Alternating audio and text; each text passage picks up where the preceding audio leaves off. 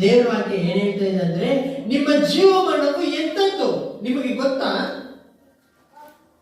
ನನ್ನ ಜೀವಮಾನವು ಎಂತದ್ದು ಅಂತ ನಾವು ತಿಳ್ಕೊಳ್ಳೋದಕ್ಕೆ ಆಗುತ್ತಾ? ದೇವರಿಗೆ ಒಬ್ಬನಿಗೆ ಗೊತ್ತು. ಇವತ್ತು ನಾವು ಬದುಕೋದು, ಸತ್ತು ಹೋಗೋದು, ಜೀವಿಸುವುದು, ನಾಳೆ ಹೇಗಿರ್ತೀವಿ, ನಾಳೆ ಏನ್ ಮಾಡ್ತೀವಿ, ಪ್ರತಿಯೊಂದು ಯಾರಿಗೆ ಗೊತ್ತು? ದೇವರಿಗೆ ಗೊತ್ತು. ಆ ಸಮಯದಲ್ಲಿ ಏನೇನು ನಡೀತದೋ ಅದೇ ನಡೆಯುತ್ತೆ. ನಮ್ಮ ಇಷ್ಟಾನುಸಾರವಾಗಿ ಯಾವುದು ನಡೆಯೋದಿಲ್ಲ. ದೇವರ ಇಷ್ಟಾನುಸಾರವಾಗಿ, ದೇವರ ಚಿತ್ತಾನುಸಾರವಾಗಿ ನಡೆಯೋದು.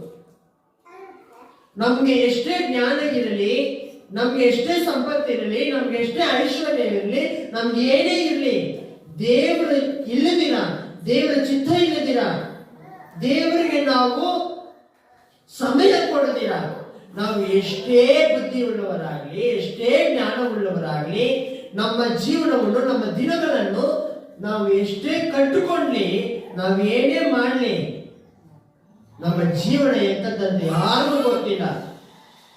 ಮುಂದೆ ಏನಾಗುತ್ತಂತ ಯಾರಿಗೂ ಗೊತ್ತಿಲ್ಲ. ಗೊತ್ತಿದ್ರೆ ಅವರು ಯಾರು ಅಂತಂದ್ರೆ ಅವರೇ ದೇವರ ಮಕ್ಕಳು. ಹಲ್ಲೆಲೂಯಾ. ನಮ್ಮ ಜೀವನ ಎಂತದ್ದು, ನಮ್ಮೆಲ್ಲರ ಜೀವನ ಎಂತದ್ದು, ನಾಳೆ ಏನಾಗ್ತದೆ, ನಾಳೆ ಹೇಗಿರ್ತೀವಿ, ನಮ್ಮ ಮುಂದಿನ ಪರಿಸ್ಥಿತಿ ಏನು ಅಂತ ಯಾರ್ಯಾರಿಗೆ ತಿಳಿದಿರುತ್ತೆ ಅಂತಂದ್ರೆ, ಯೇಸು ಸ್ವಾಮಿಯನ್ನು ನಂಬಿ ದೇವರ ಚಿತ್ತದಂತೆ ನಡೆದು ದೇವರ ವಾಕ್ಯಾನುಸಾರ ನಡೆಯೋರಿಗೆ ಮಾತ್ರನೇ ತಿಳಿದಿರ್ತದೆ ಹೊರತು, ದೇವರನ್ನು ನಂಬದೇ ಇರೋರಿಗೆ, ಪ್ರಾರ್ಥನೆ ಮಾಡದೇ ಇರೋರಿಗೆ, ದೇವರ ವಾಕ್ಯಾನುಸಾರವಾಗಿ ನಡೆಯದೇ ಇರೋರಿಗೆ ಮುಂದಿನ ದಿನಗಳಲ್ಲಿ ಹೇಗೆ ಜೀವಿಸಬೇಕು, ಹೇಗೆ ಬದುಕಬೇಕು, ಅವರ ಪರಿಸ್ಥಿತಿ ಏನು, ಅವರು ಯಾವಾಗಲೂ ಯಾರಿಗೆ ಗೊತ್ತಿಲ್ಲ? ಮನುಷ್ಯನಿಗೆ ಗೊತ್ತಿಲ್ಲ. ಅವನು ಮಾಡಿಕೊಳ್ಳುವ ಪ್ಲಾನ್ ಎಲ್ಲ ಏನಾಗ್ಬಿಡುತ್ತೆ? ಅವನು ಮಾಡಿಕೊಳ್ಳುವ ಪ್ಲಾನ್ ಎಲ್ಲ ಸಕ್ಸಸ್ ಆಗೋದೇ ಇಲ್ಲ. ದೇವರು ಮಾಡುವ ಪ್ಲಾನೇ ಸಕ್ಸಸ್ ಆಗೋದು. ಹಲ್ಲೆಲೂಯಾ.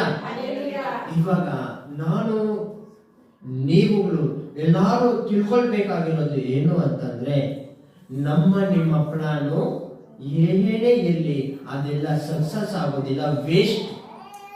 ನಾವು ನೀವು ಮಾಡೋ ಪ್ಲಾನ್ಗಿಂತ ದೇವರು ಮಾಡುವ ಪ್ಲಾನ್ ಅಲ್ಲಿ ಜೀವ ಇರ್ತದೆ. ದೇವರು ಮಾಡುವ ಪ್ಲಾನ್ ಅಲ್ಲಿ ಸಕ್ಸಸ್ ಖಂಡಿತ ಇದ್ದೇ ಇರ್ತದೆ. ಹಳೆಯ